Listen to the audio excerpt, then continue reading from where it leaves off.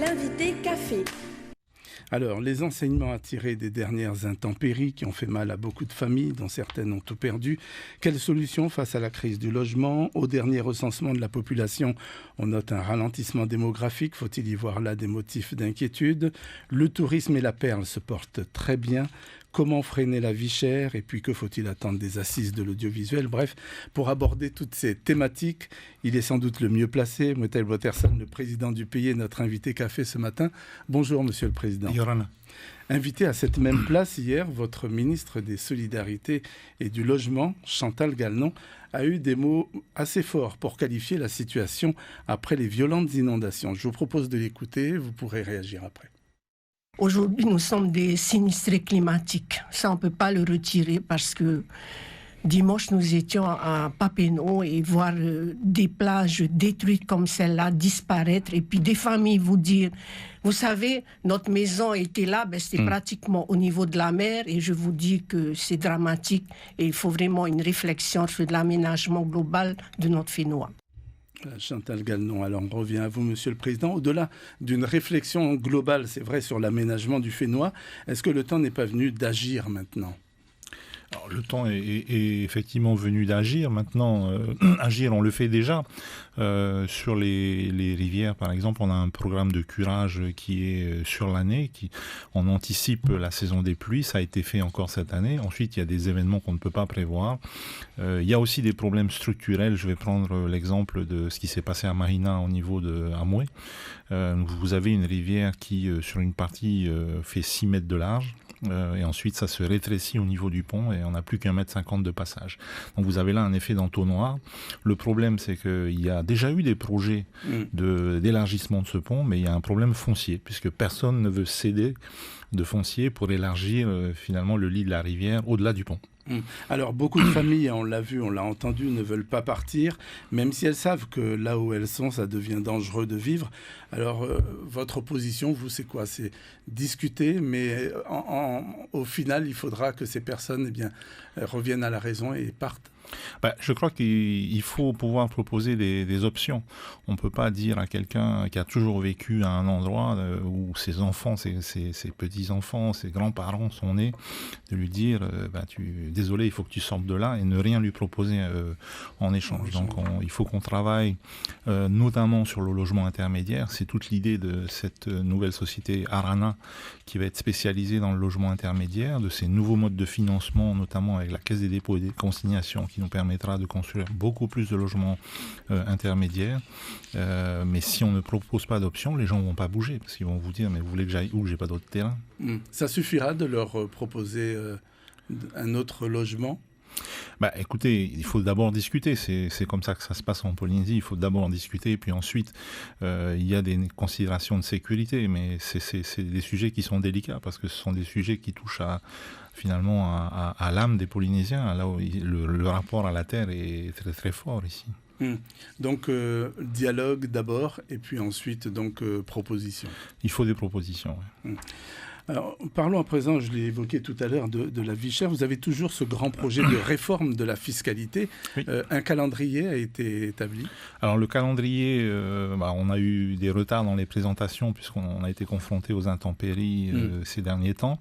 Les derniers calendriers vont être présentés normalement au pré-conseil des ministres de lundi, et ensuite on fera une conférence de presse pour annoncer l'ensemble des calendriers, notamment ceux de la réforme des comptes sociaux, donc la PSG, la sécurité sociale et la réforme fiscale, oui. Alors, les coûts d'acheminement des produits commandés par les commerçants ici, c'est très élevé. Lors de l'un de vos récents déplacements à Paris, vous avez rencontré Ludovic Gérard. Alors, c'est le président d'Alvena Shipping, entreprise de conseil en stratégie maritime qui connaît bien la Polynésie. Alors, vous lui avez confié une réflexion d'une société en partie publique qui pourrait opérer, pourquoi pas, des porte-conteneurs entre le pays et la Nouvelle-Zélande. C'est un projet qui avance ? C'est un projet qui avance, il faut en tout cas l'étudier. C'est pas un projet nouveau, il y a déjà eu on va dire des privés qui ont eu cette idée-là. il y a quelques années, ça n'a jamais réellement abouti. Je pense qu'il faut en discuter. C'est pas un sujet facile parce qu'il ne suffit pas d'avoir les bateaux, il faut avoir les clients, il faut avoir toute la chaîne logistique qui va avec. Il faut avoir les contrats avec les grands transporteurs qui, eux, viennent de l'international et qui ensuite arrivent en Nouvelle-Zélande. Donc, il ne suffit pas d'avoir les bateaux. Mais il faut se mettre autour d'une table et au moins discuter de la possibilité. Et ça pourrait avoir des répercussions sur quoi? Sur le prix des denrées? Ça pourrait avoir des répercussions directes sur le prix d'acheminement et donc sur le prix en magasin. Alors parlons de tout à fait autre chose, un sujet qui vous tient à cœur, l'audiovisuel. La production polynésienne bénéficie alors 2 fois moins d'aide que la Réunion. C'est vrai que c'est un autre schéma, un autre format. 200 millions de francs contre 480 millions pour la Réunion. Pourtant, les retombées ici, 1,2 milliard sont importantes. Comment vous voyez le développement de l'audiovisuel, du cinéma, la production ici en Polynésie? Alors moi j'ai de très, très grandes ambitions pour le secteur de l'audiovisuel et plus généralement celui du numérique, puisque je l'ai déjà annoncé, j'aimerais que dans 10 ans ça représente 25% de notre PIB. Comment est-ce qu'on y arrive? Il faut se donner les moyens et il faut structurer et professionnaliser le secteur, il faut augmenter l'attractivité cinématographique et audiovisuelle de la Polynésie. Nous avons quelques idées pivots, notamment la mise en place du Tahiti Film Office, donc qui va être à la fois l'organisme chargé de structurer les professionnels, de pouvoir proposer aux productions internationales un catalogue de professionnels certifiés, d'organiser les formations, puisqu'il faut faire monter en gamme toutes nos entreprises de l'audiovisuel, notamment les plus petites, et puis de répertorier l'ensemble des sites qui ont un potentiel audiovisuel et cinématographique. Et c'est ce qui se fait par exemple dans toutes les officines Film France de l'Hexagone et dans certains outre-mer. Donc, parce que quand vous êtes un producteur, quand vous êtes James Cameron et que vous cherchez une cascade avec un cocotier qui penche, eh bien si dans le catalogue on vous dit ça existe et c'est là, ça vous facilite la vie. D'accord. Et donc, vous avez pu échanger avec, j'imagine, les professionnels ici, localement, déjà? Alors, ça a été tout l'intérêt de ces assises. 3 jours, avec chaque journée une thématique. La première journée, c'était l'inspiration, puisqu'on a fait intervenir des gens de l'international, de la Nouvelle-Zélande, de l'Australie, de la Réunion, qui sont venus faire un partage d'expérience pour dire voilà ce qu'on fait chez nous, voilà ce qui marche, voilà ce qui a moins marché. La deuxième journée, ce qui s'est passé à la présidente, on a sous forme d'atelier, c'était ce qu'on appelle l'idéation, c'était faire naître des idées qui viennent des professionnels. Et puis la troisième journée, c'était la planification, c'est de dire bon, maintenant qu'on a des idées, comment est-ce qu'on organise ça en actions concrètes qu'on va pouvoir mettre en œuvre et mesurer. Et alors? Eh bien, on va d'abord faire la synthèse de tous ces travaux, parce que moi, je ne suis pas intervenu dans ces travaux, je n'ai pas voulu influencer les débats. C'est réellement les professionnels qui se sont exprimés, qui ont échangé entre eux. Donc, il y a des idées qui sont sorties sur la fiscalité, sur le Tahiti Film Office, sur les formations et également sur la synergie qu'on doit trouver entre le numérique et l'audiovisuel, parce que vous le savez, aujourd'hui, on ne fait plus du cinéma, on ne fait plus de la télé comme il y a 10 ans, comme il y a 20 ans.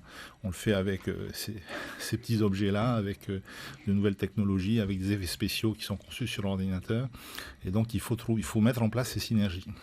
Alors, vous avez déclaré que le but est à la fois d'augmenter l'attractivité de notre pays et faire monter donc en gamme nos producteurs et scénaristes locaux pour que demain, ce soit des Polynésiens qui écrivent des histoires polynésiennes. Tout à fait, tout à fait. On a tellement d'histoires à raconter en Polynésie, on a une mythologie, des légendes et des histoires humaines tout simplement liées à chaque archipel, liées à chaque île, quasiment à chaque district, qui sont tellement belles qu'il faut pouvoir les raconter au monde.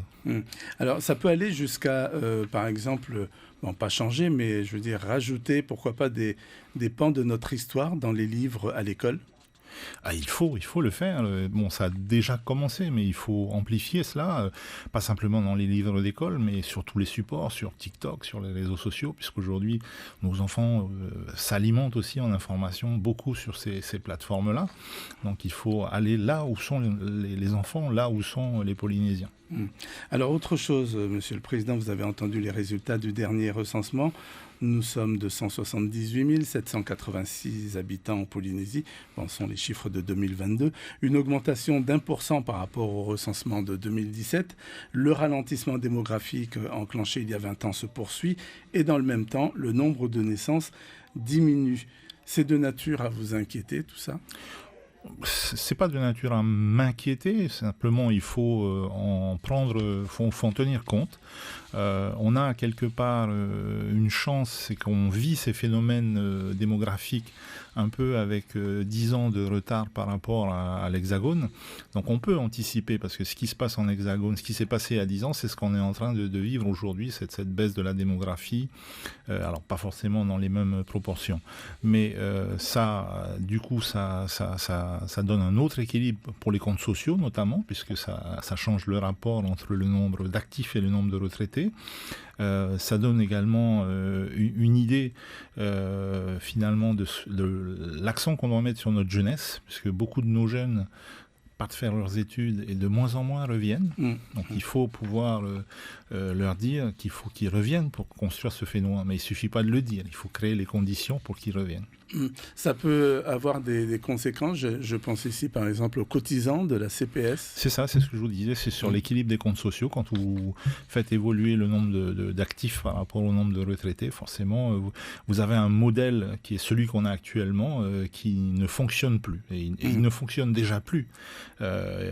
C'est tout l'intérêt cette année de faire cette réforme des comptes sociaux. Comment, selon vous, inverser la courbe démographique? Bon, on va pas faire venir des Polonais, des Mexicains et des Sénégalais. Ça, c'est une question très difficile. Vous savez, je vais prendre l'exemple du Japon. Pendant des années, notre cible touristique japonaise, c'était les honeymooners. Sauf qu'aujourd'hui, les Japonaises ne se marient plus. Comment faire pour changer ça? Je ne vais pas, moi, au travers d'une campagne de pub, inciter les Japonaises à se marier. C'est la même chose pour les Polynésiennes. Je pense qu'il faut créer des conditions de confiance. Il faut que les jeunes... Alors, après, vous savez, les femmes, et il faut s'en réjouir, travaillent aujourd'hui. Donc, elles ont un autre rapport à la maternité, elles ont un autre rapport au tempo de cette maternité. Il faut d'abord qu'on ait moins de jeunes filles qui deviennent mamans, parce que quand on est un enfant et qu'on a des enfants, ça c'est jamais très, très bien. Et puis de l'autre côté, on a ces femmes qui travaillent et qui décident d'avoir des enfants beaucoup plus tard et qui décident d'avoir moins d'enfants. Ça, c'est un choix personnel. Donc, vous ne pouvez pas agir là-dessus. Non, je ne vais pas faire des clips pour inciter les gens à faire plus d'enfants. Plus d'enfants. En parlant par contre des grands projets, on aurait pu l'aborder avec la question de la vie chère, mais où c'est qu'on en est, par exemple, si on reprend le village tahitien? C'est vrai qu'il y a eu beaucoup d'actualités entre-temps, mais c'est un projet on en est où exactement? Le village tahitien, tant que je n'aurai pas toutes les réponses aux questions que je me pose, ça restera en stand-by. Le format tel qu'il a été conçu par l'équipe précédente ne nous convient pas, il nous paraît complètement déraisonnable, il nous paraît rater une cible. Nous en avons discuté avec beaucoup d'hôteliers qui nous disent que proposer autant de chambres sur Tahiti, alors qu'aujourd'hui Tahiti c'est quoi? Ce n'est pas une destination touristique en soi, c'est une destination de transit. On fait un jour à l'aller, un jour avant de repartir. Et proposer autant de chambres sur Tahiti alors que les gens ne restent que 2 jours sur Tahiti, ça ne fonctionnera pas. Donc si la mise en place de cette capacité hôtelière sur Tahiti ne s'accompagne pas d'une transformation du produit touristique pour faire de Tahiti une destination en soi, et Tahiti mériterait d'être une destination en soi, il y a des choses extraordinaires à faire à l'intérieur des vallées, au sud de l'île, eh bien ça ne fonctionnera pas. Qu'est-ce qu'on pourrait développer, par exemple, ici à Tahiti, au niveau de l'attractivité, pour que ce ne soit pas comme ailleurs? Alors, comme ailleurs, je ne sais pas, parce qu'on a beaucoup de similitudes avec l'intérieur de l'île et un territoire comme la Réunion, par exemple, on retrouve un peu ces mêmes paysages, mais ce n'est pas assez développé. Il faut qu'on développe les chemins de randonnée, mais ce sont des questions avec des dispositifs qui n'existent pas chez nous actuellement. Si on prend les chemins de randonnée, la plupart des chemins de randonnée qui existent en Polynésie sont sur des terrains privés. Donc ils sont soumis à des aléas, puisque de temps en temps les propriétaires ne sont pas satisfaits parce qu'il y a de l'incivisme, il y a des gens qui ne se comportent pas bien, ils ferment ces chemins de randonnée, et pour les professionnels c'est très difficile. Il y a des questions d'assurance, donc on est en train de travailler sur tous ces points pour permettre de développer ce tourisme vert. Alors, je parlais des grands projets, on a évoqué le village tahitien. Il y a beaucoup d'hôtels qui n'arrivent toujours pas à rouvrir. Bon, il y a l'ancien Méridien à Punaouia, par exemple. Le Méridien va rouvrir. Il a été réattribué au groupe Moananui qui a annoncé que normalement il devrait réouvrir avant les Jeux Olympiques. Avant les Jeux Olympiques, donc l'ancien Méridien de Punaouia. Oui, tout à fait. D'accord. Donc alors, il y a par contre d'autres repreneurs qui attendent en fait qu'il y ait beaucoup plus de précisions sur la défiscalisation. Donc, les précisions ont été données. Nous avons changé le format de la défiscalisation locale pour privilégier la petite et moyenne hôtellerie, pour privilégier les pensions de famille, notamment dans les archipels éloignés. Et nous sommes en train de réformer un dispositif existant qui s'appelle le dispositif des grands investissements pour réfléchir, on va dire, les grands projets hôteliers vers ce dispositif, plutôt que de les mettre dans le pipeline de ce petit dispositif qu'est la DEFIS qui ne dispose que de 5,5 milliards pour la totalité des projets, donc de prévoir un autre dispositif pour les grands projets hôteliers.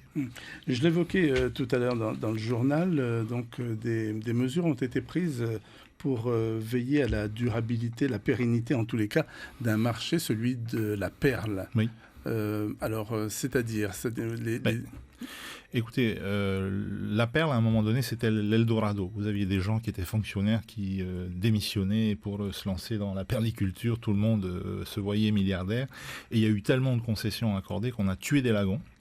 Qu'on a ensuite utilisé, parce que c'était ce qui était à disposition, beaucoup de plastique, que ce soit dans les cordes, que ce soit dans les supports pour les naissins ou pour les nacres elles-mêmes.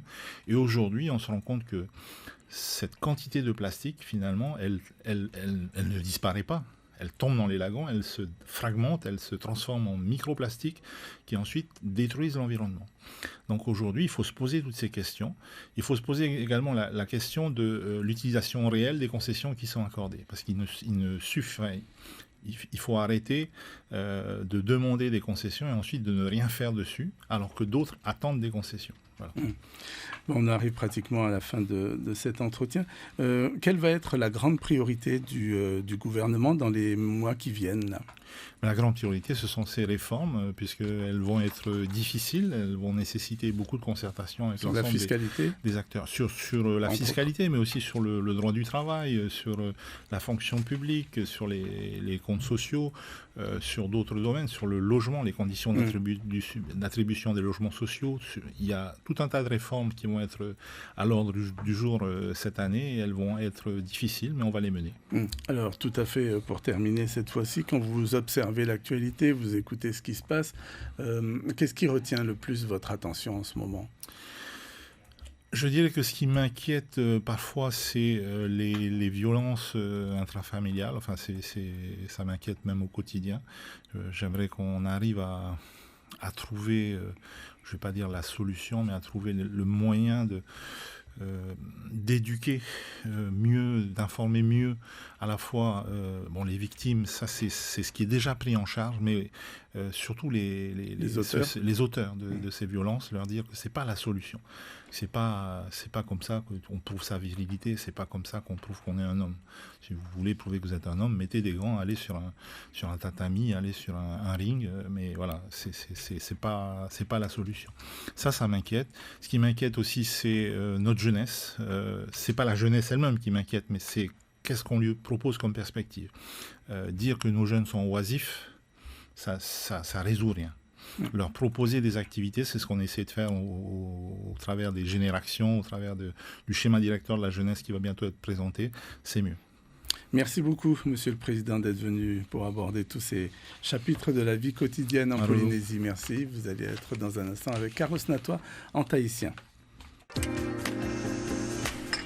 L'invité café.